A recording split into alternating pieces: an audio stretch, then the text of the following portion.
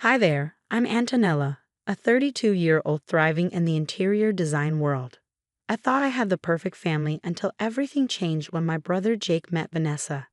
Antonella, you won't believe it, I've met the most amazing woman. Jake gushed over the phone. I was thrilled for him. Jake and I have always been close, sharing everything. Our parents raised us to be a tight-knit family, always having each other's backs. Fast forward 3 months, and Jake drops a bombshell. We're getting married.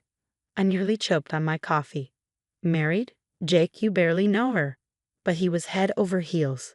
The wedding was a whirlwind, and suddenly I had a sister-in-law. At first, Vanessa seemed charming, full of smiles and politeness.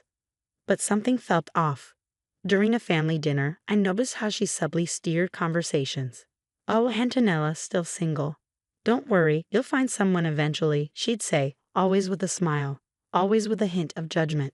I brushed it off, but the comments kept coming, cloaked in sweetness but laced with criticism. One day, while helping Mom in the kitchen, I overheard Vanessa talking to Jake. "Honey, don't you think Antonella's job is a bit unstable? I'm just worried about her future." My blood boiled. I had built my business from the ground up, and it was thriving. Things got worse at Jake's birthday party. Vanessa accidentally spilled wine on my new dress. "Oh, I'm so clumsy, but don't worry. It probably wasn't that expensive, right?" she said. I forced a smile, but inside, I was seething. Later that night, I vented to my best friend Megan. "I'm telling you, Meg, something's not right with Vanessa." Megan nodded. "I've noticed it too. The way she looks at you when she thinks no one's watching, like she's sizing up the competition." I sighed, but Jake's so happy, and Mom and Dad adore her. Am I just being paranoid? "Trust your gut, Antonella," Megan said. "Keep your eyes open." And so I did. I watched as Vanessa slowly warmed her way into every aspect of our family life.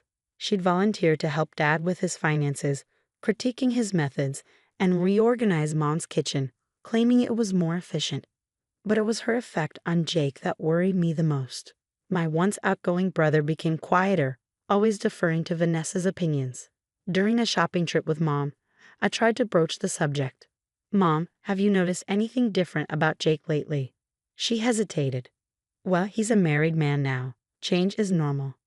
"But Mom, it's like he's not even the same person anymore."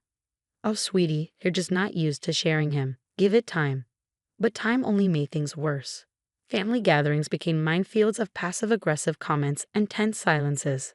I tried to keep the peace, biting my tongue when Vanessa made snide remarks, but the stress was getting to me. My design suffered, and I started losing sleep. One night, after a particularly brutal family dinner where Vanessa subtly criticized everything from my outfit to my latest project, I broke down in my apartment.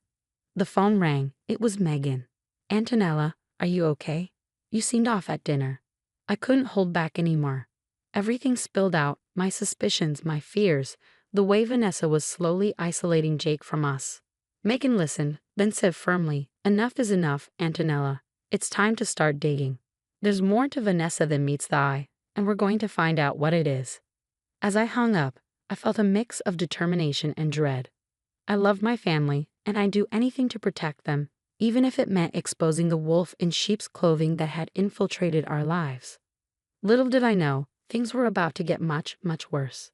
The annual family barbecue at my parents' house was supposed to be a day of relaxation and bonding. Instead, it turned into a nightmare I'll never forget. Everyone was gathered in the backyard, Dad at the grill, Mom setting out salads, and Jake helping Vanessa with her chair. I was chatting with my cousin when Vanessa's voice cut through the chatter. "Antonella, sweetie, could you grab me a drink? You're not doing anything important, right?" I was about to respond. When Mom called everyone to eat, the tension was already simmering. Throughout the meal, Vanessa kept making little digs. "This potato salad is delicious, Mom. Much better than the store-bought one Antonella brought last time." I saw red. "At least I contribute something, Vanessa. What exactly do you bring to these gatherings besides criticism?" The table fell silent. Vanessa's eyes narrowed. "Well, I bring class, for one thing, something you clearly lack." Before I could stop myself, I shot back class. "Is that what you call being a manipulative b?" "Antonella." Jake interrupted, shocked. Vanessa stood up, tears welling in her eyes. I can't believe you'd say such things after everything I've done for this family. She stormed off, Jake following close behind. I sat there fuming as my parents gave me disappointed looks. Later, as I was helping clean up, Vanessa cornered me in the kitchen. Listen here, you little nobody. Jake is mine now, and soon this whole family will see you for the jealous, pathetic person you are. I couldn't believe what I was hearing. You're delusional, Vanessa. That's when she grabbed a fistful of my hair, yanking hard. Am I? Let's see what Jake thinks about his precious sister now.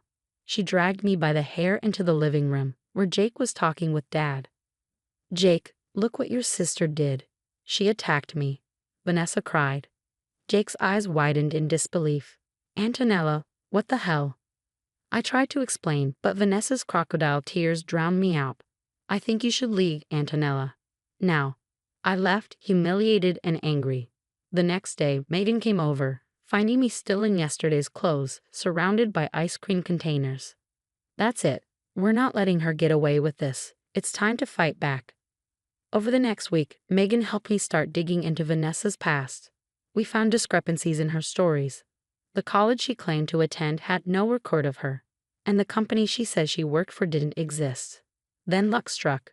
While grabbing coffee, I bumped into Sarah, who introduced herself as Vanessa's former coworker. Oh, you know Vanessa? How is she, still ruining lives? My eyes widened. What do you mean? Sarah spilled everything. Vanessa had a history of workplace bullying, manipulating coworkers and bosses alike. She'd even gotten Sarah fired by planting evidence of theft. Be careful, Sarah warned. Vanessa's dangerous when cornered. I left the cafe, my mind reeling. I had proof now, proof that Vanessa wasn't who she claimed to be. But as I reached for my phone to call Jake, I hesitated. Would he even believe me? Or would this just drive him further away? As I stood there, torn between protecting my brother and preserving what was left of our relationship, I realized this was just the beginning. Vanessa's mask had slipped, and now I had to decide just how far I was willing to go to expose the truth. After weeks of internal debate, I finally made the call. Mike, a private investigator recommended by a client, agreed to meet me at a quiet coffee shop. So you want me to dig into your sister-in-law's past? He asked, glancing at the folder I pushed across the table. Here's everything I've found so far, but I need more, I replied. Mike whistled as he flipped through the pages. Lady, your sister-in-law's got more red flags than a Chinese parade. I'll see what I can do. 2 weeks later, Mike called with news that made my blood run cold. Antonella, your sister-in-law isn't just a liar. She's a professional con artist.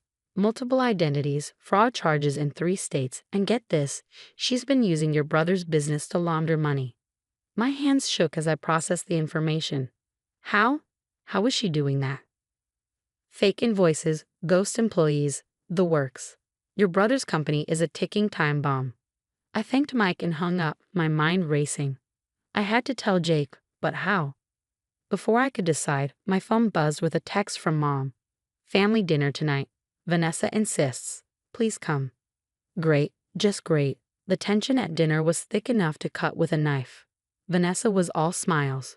Her eyes were cold when they landed on me. Jake, honey, tell them about our vacation plans, Vanessa said with a tight smile. Jake cleared his throat.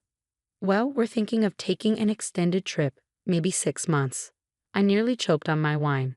6 months? What about the business? Vanessa's smile tightened. Oh, Jake can run things remotely, right, sweetie? I saw the puppet strings, but Jake just nodded along. After dinner, I cornered Jake in the kitchen. This trip, are you sure about this? He sighed. Antonella, please. Vanessa thinks it'll be good for us to have some time away from everything. I bit my tongue, realizing how deep Vanessa's claws were dug in.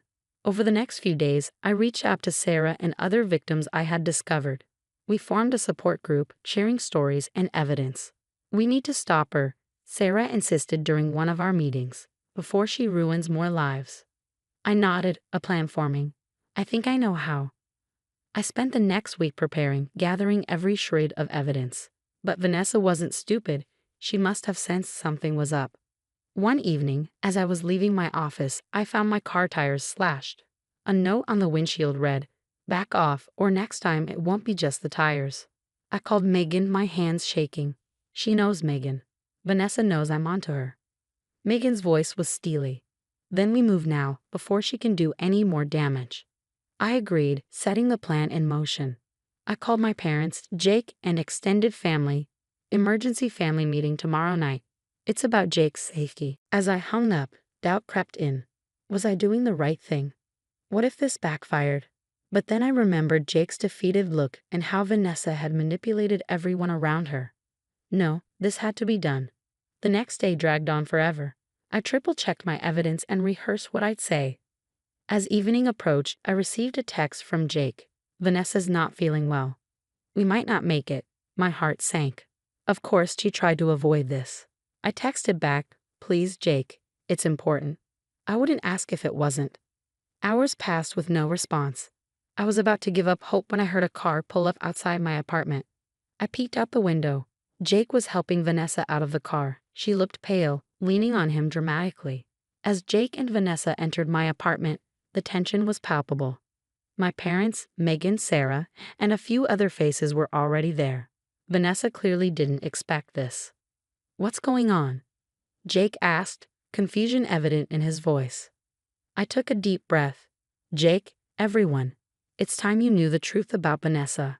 Vanessa's eyes narrowed. Antonella, you're being ridiculous.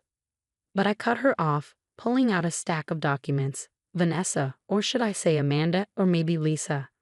How many identities do you have?